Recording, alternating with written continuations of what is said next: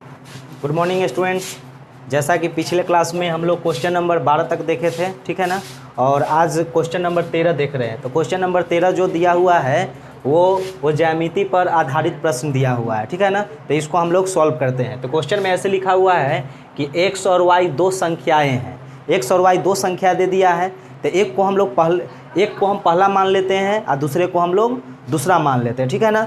तो यहाँ पर ये पहली संख्या हम लोग यहाँ पर x मान लेते हैं, ठीक है ना। पहली संख्या x मान लेते हैं, पहली संख्या x दिया हुआ है, ठीक है ना। और यहाँ पर दूसरी संख्या यहाँ पर जो है ना वो y दिया हुआ है, ठीक है। तो जैसे क्वेश्चन में दिया हुआ था वैसे लिख लिए कि पहली संख्या x दिया हुआ है और दूसरी संख्या y दिया हुआ है, ठीक है ना। और क्वेश्चन के अकॉर्डिंग चलते हैं, क्वेश्चन के अनुसार से चलते हैं अकॉर्डिंग टू क्वेश्चन। और क्वेश्चन में ऐसे लिखा हुआ है ना, क्वेश्चन में ऐसे लिखा हुआ है कि दूसरी संख्या का 3 गुना, तो दूसरी संख्या का 3 गुना पहले के 5 गुना से 30 अधिक है, ठीक है ना। तो दूसरी संख्या का 5 गुना, दूसरी संख्या क्या दिया हुआ है, y दिया हुआ है।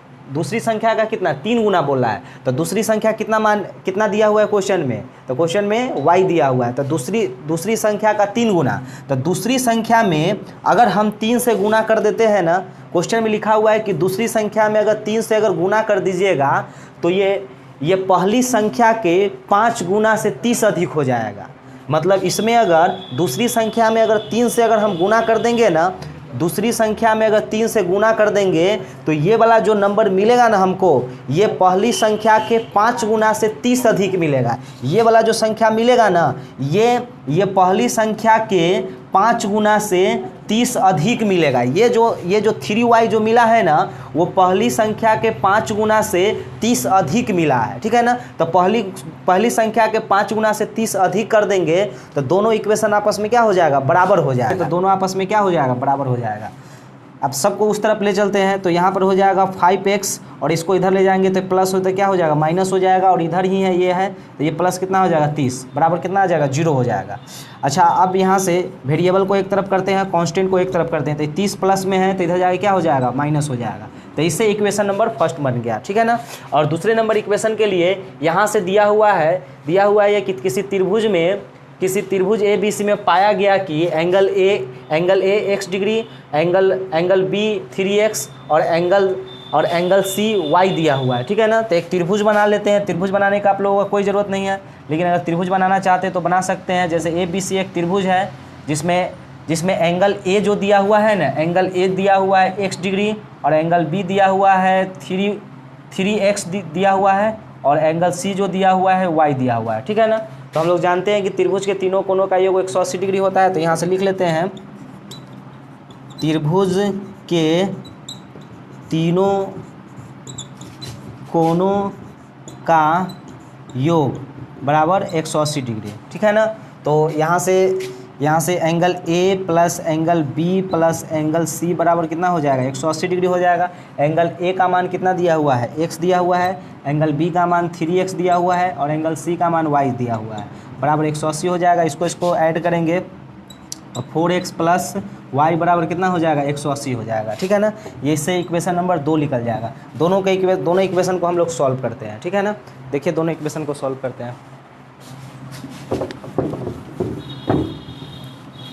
यहाँ पर दिया हुआ है 5x माइनस 3y बराबर -30 दिया हुआ है, ठीक है ना। दूसरा इक्वेशन है 4x प्लस y बराबर कितना दिया हुआ है, 180 दिया हुआ है। Equation number first, equation number second है, ठीक है ना। अब क्या करते हैं, या तो y को काट सकते हैं या फिर x को काट सकते हैं। अगर y को काटना है तो y को सेम करना पड़ेगा और x को काटना है तो x को सेम करना है, ठीक है ना। तो हम लोग x को ही काट लेते हैं। तो x को सेम करने के लिए जो यहाँ पर रहता है ना, उसको हम लोग यहाँ पर गुना करते हैं, ठीक है ना। और जो यहाँ पर रहता है क्रॉस गुना करना है, जो यहाँ पर रहता है उसको यहाँ से गुना करते हैं। ऐसे गुना करने पर सेम हो जाता है। तो गुना करेंगे तो ये कितना हो जाएगा, 20x हो जाएगा और ये हो जाएगा 12y हो जाएगा। और इसको गुना करेंगे तो 120 हो जाएगा। इसको गुना करेंगे तो 20x हो जाएगा। इसको गुना करेंगे तो 5y हो जाएगा। और इसको गुना करेंगे तो इसको गुना करेंगे तो 900 हो जाएगा, ठीक है ना। अब इसको चिन्ह बदल कर काट देते हैं हम। तो यहाँ पर आ जाएगा -17y हो जाएगा और यहाँ पर हो जाएगा 1020 हो जाएगा, ठीक है। 1020 हो जाएगा, ये माइनस से माइनस कैंसिल हो जाएगा, तो y बराबर हो जाएगा 1020 अपॉन कितना हो जाएगा 17 हो जाएगा। इससे इसको काटेंगे तो 17 पचे 85, 17 छक्का यानी 7 यानी 60 मरतबे कट जाएगा, तो यानी y का मान यहाँ से निकल गया 60 डिग्री। ठीक है ना। अब जो y का मान जो आया है उसको समीकरण फर्स्ट या सेकेंड में रखकर हम लोग x निकाल सकते हैं। तो समीकरण फर्स्ट में ही रख लेते हैं।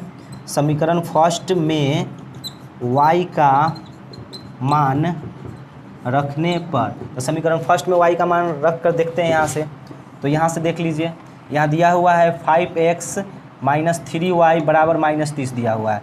तो यहाँ से हो जाएगा 5x माइनस 3 इंटू, और ये कितना हो जाएगा y का मान 60 दिया हुआ है, तो बराबर कितना आ जाएगा -30 हो जाएगा, -30। तो यहाँ से हो जाएगा 5x और इसको मल्टीप्लाई करेंगे तो 180, ये -30 हो जाएगा। तो यहाँ से हो जाएगा 5x बराबर -30 प्लस 180 हो जाएगा। ठीक है। तो यहाँ से आ जाएगा 5x बराबर, इसको कैलकुलेट करेंगे तो कितना आ जाएगा 150 आ जाएगा। तो x का मान यहाँ से हो जाएगा 150 बटा कितना आ जाएगा 5 आ जाए, तो इसको काटेंगे तो 30 मरतबे कट जाते, x का मान कितना आ गया 30 आ गया। ठीक है ना। तो क्वेश्चन में हम लोगों को ये कह रहा है कि सिद्ध कीजिए कि ABC एक समकोण त्रिभुज है। तो इस त्रिभुज को, ये जो त्रिभुज बनाए थे उसको समकोण त्रिभुज सिद्ध करना है। तो समकोण त्रिभुज किसको कहा जाता है, समकोण त्रिभुज उसको कहा जाता है जिस त्रिभुज का एक कोण 90 डिग्री के बराबर रहता है उसको हम लोग समकोण त्रिभुज कहते हैं। तो देखते हैं जो यहाँ पर एंगल दिया हुआ है वो उसमें एक एंगल 90 डिग्री के बराबर है कि नहीं। तो यहाँ पर क्वेश्चन में एंगल ए का मान दिया हुआ था x, तो x का मान निकाल के कितना लाए हैं 30, तो 30 डिग्री हो गया। और एंगल बी का मान दिया हुआ है 3x, तो 3 इंटू एक्स का मान कितना है 3, तो ये कितना आ जाएगा 90 हो जाएगा। और एंगल सी का मान y माने थे, तो y का मान कितना निकाल के लाए हैं 60 निकाल के लाए हैं। तो यहाँ पर देख रहे हैं कि त्रिभुज का एक कोण 30 आ गया, दूसरा कोण 90 आ गया, तीसरा कोण 60 आ गया। तो इस त्रिभुज का एक कोण 90 डिग्री हो गया। ये चलते सिद्ध हो गया कि त्रिभुज ABC क्या है, समकोण त्रिभुज है। इसलिए त्रिभुज